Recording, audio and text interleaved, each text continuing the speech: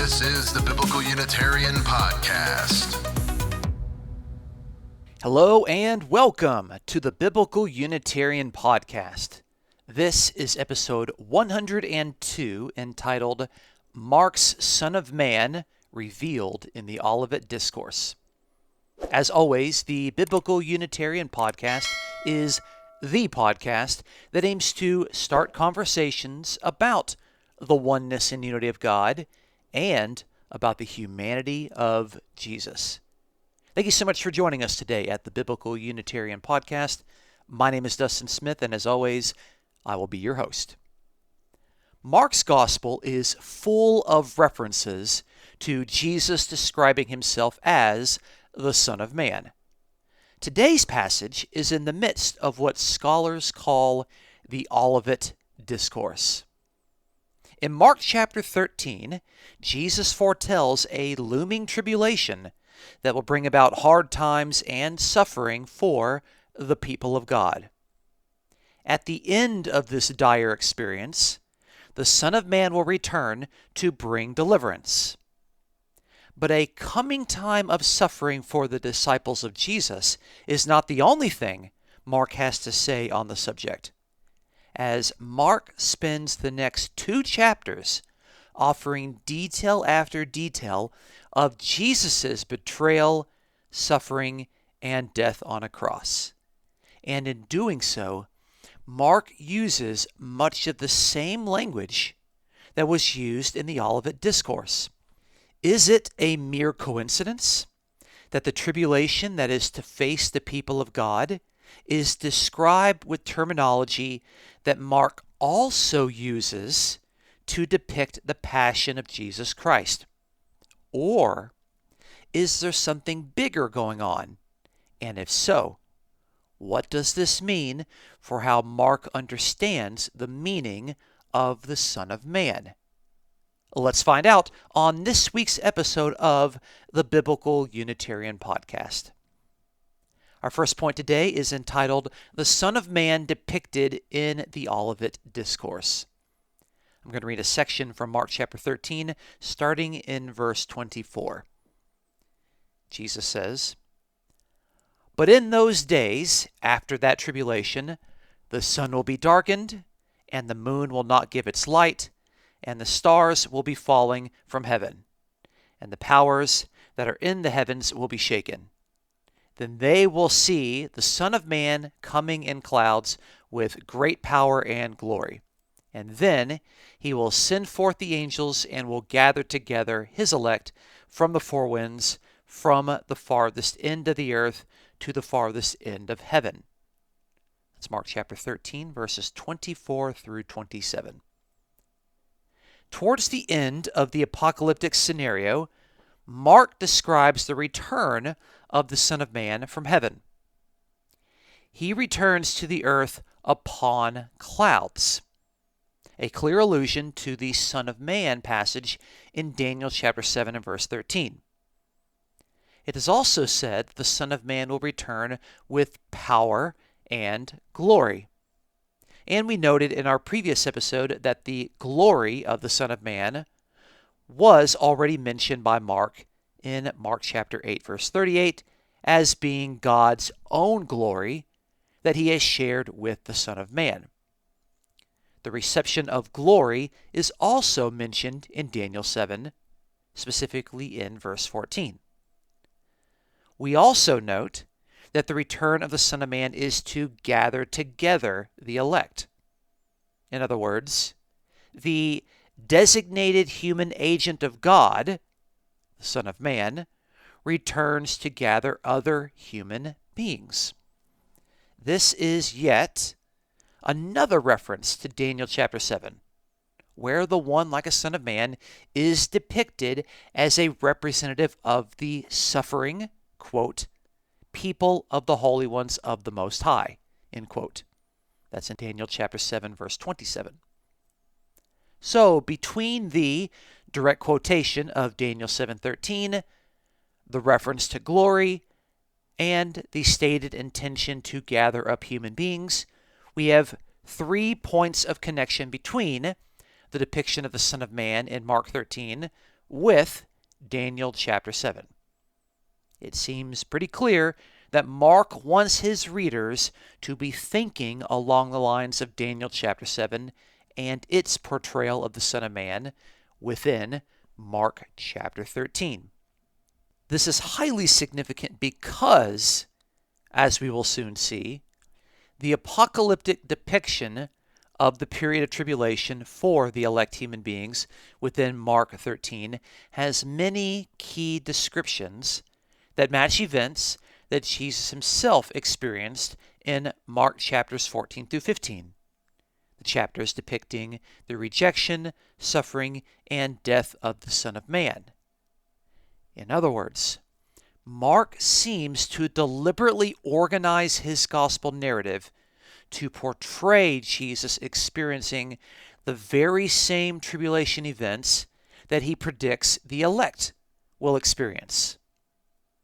Since Mark regards the rejection, suffering, and death as happening to the Son of Man, this appears to be a further indication that the Son of Man is a title for the human representative of the human people of God, who are to suffer in Mark chapter 13, similar to the suffering ones in Daniel chapter 7.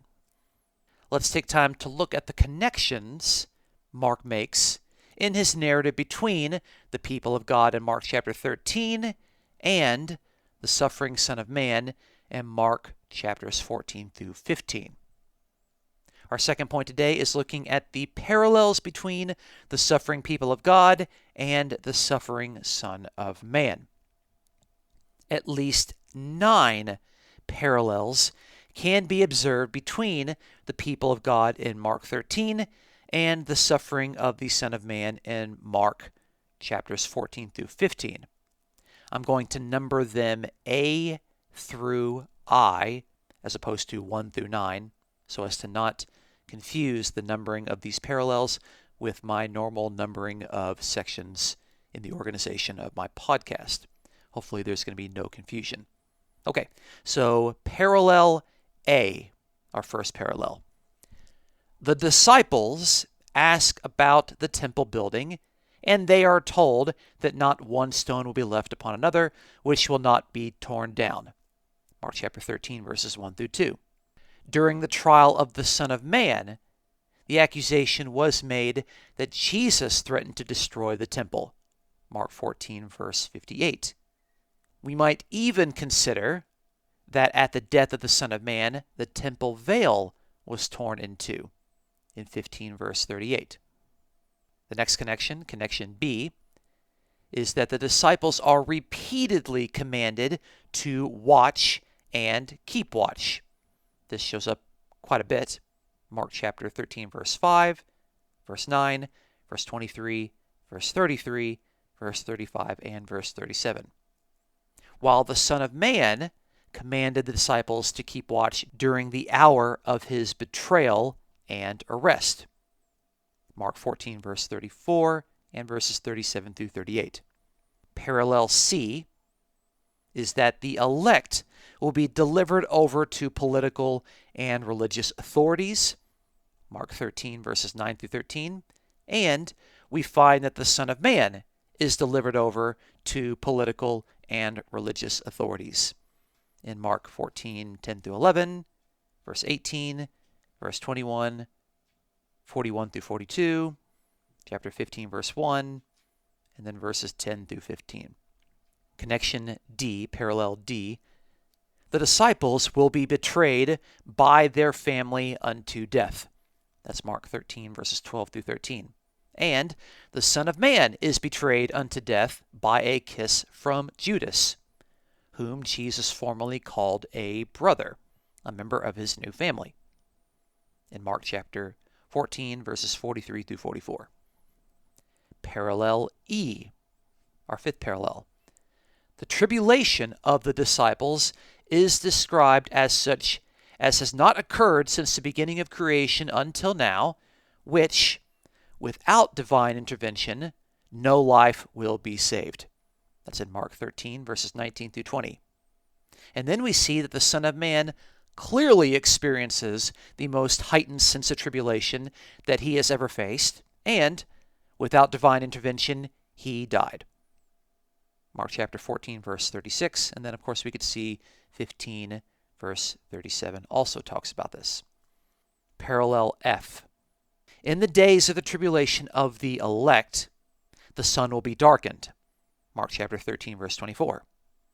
And on the day of the Son of Man's crucifixion, darkness came over the entire land. Mark 15, verse 33. Parallel G. The disciples will see the Son of Man coming on the clouds with great power and glory. Mark 13, verse 26. And at the trial of the Son of Man, Jesus tells the council that they will see the coming of the Son of Man seated at the right hand of power and coming on the clouds of glory. Mark 14, verse 62. Parallel H. The disciples are commanded to be on the alert at all times, specifically mentioning the times of the evening, middle of the night, when the rooster crows, and the morning. Mark 13, verse 35. All four of these time designations, with some minor variations, are used to describe the period of the Son of Man's betrayal, suffering, and death. And you can find those four time designations in Mark 14:23, verse 30, verse 72, and chapter 15, verse 1. Parallel I, our final parallel. The disciples are to be on the alert so that the master does not come and find them sleeping. Mark 13, verse 35. And then we see the Son of Man in Gethsemane stays awake, but finds the disciples sleeping. Mark 14, verses 37 through 38.